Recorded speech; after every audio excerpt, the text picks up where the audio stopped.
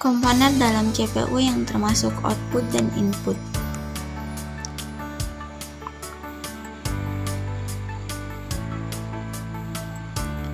Pengertian CPU. CPU atau Central Processing Unit adalah otak dari komputer yang bertanggung jawab untuk memproses semua instruksi dan data.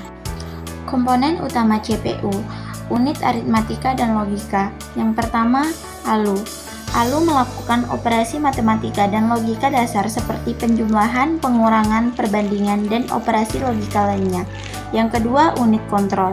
Mengatur dan mengkoordinasikan semua aktivitas di CPU, termasuk mengambil instruksi dari memori, mengkode instruksi, dan mengontrol aliran data.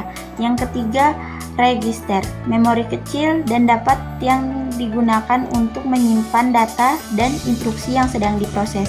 Yang keempat, cache. Memori kecil dan dapat menyimpan data dan instruksi yang sering digunakan sehingga CPU dapat mengaksesnya dengan lebih cepat. Yang termasuk di dalam input dan output.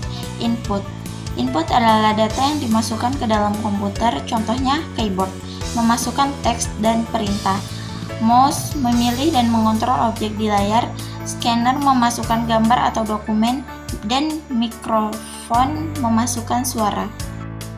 Yang kedua, output. Output adalah data yang dikeluarkan dari komputer, contohnya monitor, menampilkan teks dan gambar, printer, mencetak dokumen, speaker memutar suara, dan modem mengirim dan menerima data melalui jaringan.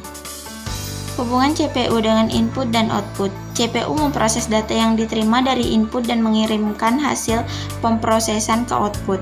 Data input diubah menjadi format yang dapat dipahami oleh CPU, diproses, dan kemudian diubah kembali ke format yang dapat dipahami oleh output. Contohnya ketika Anda mengetik di keyboard atau input, data tersebut dikirim ke CPU. CPU memproses data tersebut dan menampilkannya di monitor atau input.